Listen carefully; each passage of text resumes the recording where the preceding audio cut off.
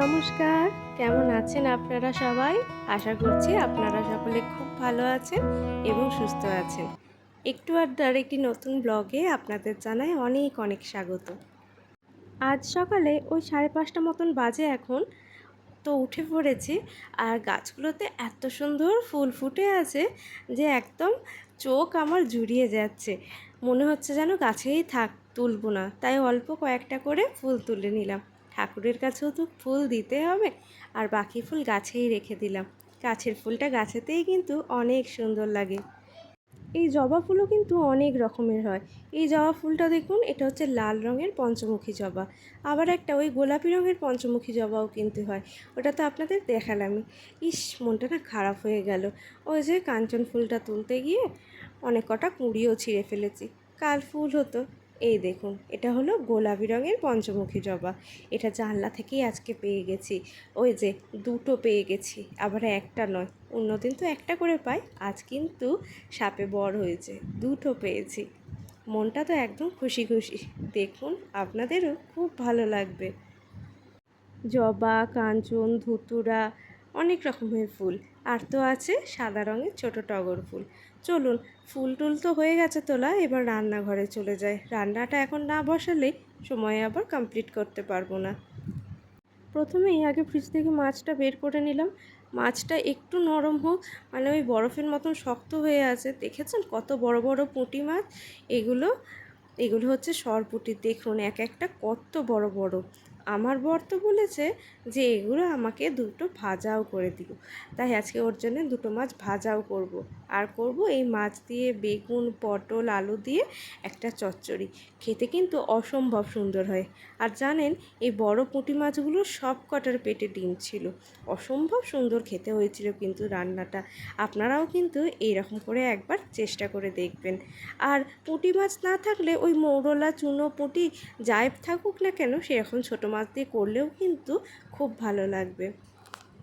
তেলটা ভালো করে গরম করে নিয়েছি, নাহলে ওই আবার কড়াইয়ে লেগে যায়, তখন আবার ভালো লাগে না। দেখুন মাছগুলো কিন্তু একদম গোটা গোটা আছে।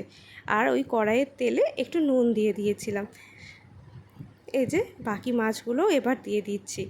এক খোলাতে দিই নিকো, ওই ভেঙে ভেঙে যায় যদি এত বড় বড় মাছগুলো, তাহলে দেখতে ভালো লাগবে না। আর ওর জন্য আমি 2 পিস তুলে রেখে দিলাম, পরে আরেকবার গরম করে দেব, মানে আরেকবার গরম তেলে ভেজে দেবো, মরমরে হয়ে যাবে। ডালের সঙ্গে খেতে কিন্তু বেশ ভালো লাগবে।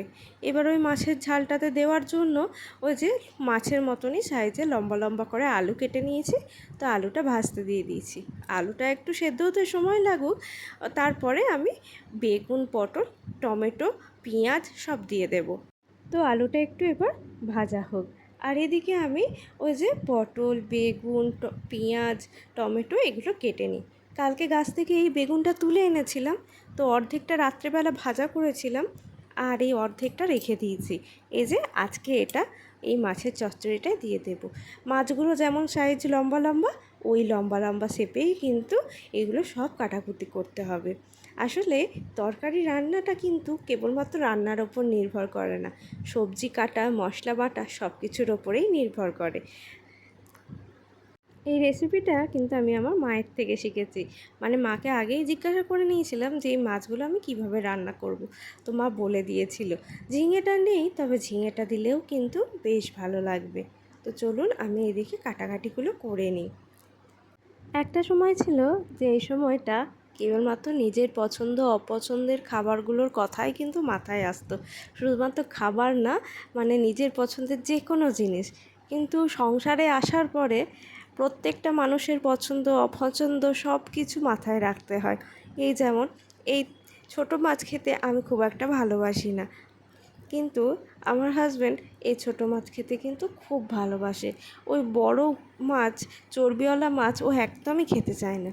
তাই দেখুন, সবার পছন্দ অপছন্দের কথা ভেবে আমরা মেয়েরা কীভাবে সব কিছু পাল্টে ফেলি, তাই না? নিজেদেরকে আসলে অনেকটা সময় এমনও হয়েছে নিজের পছন্দ অপছন্দের কথাগুলো বলতে পারি না, তাদের পছন্দ অপছন্দ অনুযায়ীই চলতে হয়, তাই না? তো চলুন, আপনাদের সাথে গল্প করতে করতে দেখুন আমি এখন টমেটো কাটতে বসে পড়েছি। মজার কথা হলো এই পটলটা ছাড়া যা কিছু করছি সেগুলো কিন্তু সবই নিজেদের কাছে। এই যেমন ধরুন আলুটা নিজেদের চাষের, তারপরে এই যে বেগুনটা গাছ থেকে তুলে এনেছি, কাঁচা লঙ্কা, পেঁয়াজটাও কিন্তু জমিতেই লাগানো হয়েছিল।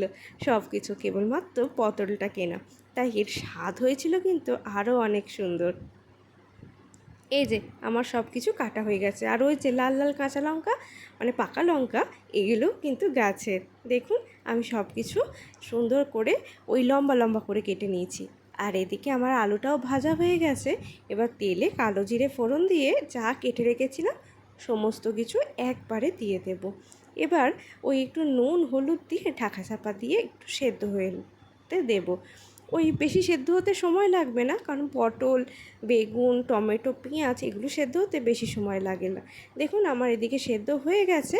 আর ওই মশলার জন্য দিয়েছিলাম সামান্য একটু জিরে বাটা, আর বিশেষ কিছু দিইনি। এরপর দেখুন ভালো করে কষিয়ে নিয়েছি, আর তারপরে পরিমাণ মতন জল দিয়ে দিয়েছি। এবার এটা ফুটতে থাক। এবার ঘড়ির কাঁটায় 7:30 বেজে গেছে। এখন যদি আমি ভাতটা না বসাই তাহলে কিন্তু আর এদিকে সময়ে ভাত দিতে পারবো না। তাই ভাতের হাঁড়িটাতে ভালো করে মাটি বুলিয়ে নিলাম, আর এদিকে চালটাও ধুয়ে নিলাম। দেখুন আমার মাছটা কিন্তু হয়ে এসেছে। এবার এটাকে আমি নামিয়ে নিই। খুব বেশি শুকিয়ে গেলেও কিন্তু ভালো লাগবে না, জানেন, এটা একটু মাখা মাখা রস রস রাখতে হবে। আর এদিকে করব ডাল, তার জন্য এই যে পেঁয়াজ, টমেটো এটা ভেজে নিলাম, আর ফোড়নে দিয়েছিলাম ওই কালো জিরে আর শুকনো লঙ্কা। এবার ডালটা দিয়ে দিলাম। তো ওদিকে আমি ভাতের হাঁড়িতেও মাটি বোলানো হয়ে গেছে, আর এদিকে আমার তরকারিও হয়ে এসেছে। তার মধ্যে আবার গেল কারেন্টটা চলে, সেই জন্য একটু অন্ধকার লাগছে। এই যে আমার ডালও হয়ে গেছে। এবার একটু চা বসায়। এবার চাটা না খেয়ে আর পারছি না। এবার চলুন একটু চা খেয়ে নিই। এতক্ষণে ভাতের হাঁড়ির মাটিটাও শুকিয়ে গেছে, মানে যে মাটিটা মাখিয়েছিলাম, আর আমি চলে এসেছি ভাতটা বসিয়ে দিতে। এই সর্ষে কাঠির জালে ভাতটা করে নেব। এতে আগুন হয়তো খুব বেশি মানে দাউ দাউ করে জ্বলে যায়, ভাতটা কিন্তু হয়েও যায় অনেক তাড়াতাড়ি, ওই 20 মিনিট মতন। আবার যদি একটু হাওয়া দেয়, আগুনটা যদি ওই হাঁড়িতে না লাগে, তাহলে কিন্তু একটু বেশিই সময় লাগে। দেখুন আমার ভাত কিন্তু এদিকে হয়ে এসেছে, ওই যে উথলে উঠছে ফ্যানটা। তো এবার আর বেশিক্ষণ না, দেখি ভাতটা আর সামান্য একটুখানিই হবে। দেখুন এখনও চাল চাল রয়েছে। তো এইবার প্রায় আমার ভাতটা হয়ে এসেছে। একটু শক্ত শক্ত আছে, তবে ওটা হাঁড়িতে ভাপে থাকতে থাকতেই ঠিক হয়ে যাবে। এর বেশি আবার হলে কিন্তু ওই গলে যাবে। চলুন আমি ভাতটা এবার খাত করে নিই। চলুন এবার ওদিকে ওর ভাতটা বেড়ে দিতে হবে, নইলে আর হবে না। এই দেখুন ওই যে পুঁটি মাছ ভাজা, আর এদিকে ওই পুঁটি মাছের চচ্চড়ি, আর দিয়ে দিলাম ডাল।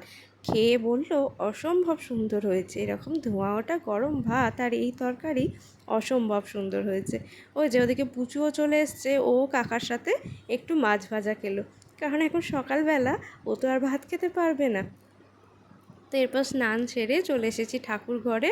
তো পুজোটা দিয়ে নিই। চলুন মা লক্ষ্মীকে আগে ঘটে ওই যে জবা ফুল দিয়ে দিলাম। আচ্ছা, অনেকের কাছেই শুনেছি লক্ষ্মীর ঘটে নাকি জবা ফুল দিতে নেই, আবার অনেকে বলে দিতেও আছে। আমি কিন্তু জানি না ঠিক। যদি আপনারা জেনে থাকেন আমাকে প্লিজ কমেন্ট করে বলবেন। দেখুন তো কেমন সাজিয়েছি, আমি কিন্তু মনের মতন করে শুধু সাজিয়েছি। দেখুন কত সুন্দর লাগছে। তো চলুন আজকের ব্লগটা এখানেই শেষ করছি। আপনারা সবাই সুস্থ থাকবেন, ভালো থাকবেন, আর দেখা হবে পরবর্তী একটা ব্লগে। আজকের মতন টাটা।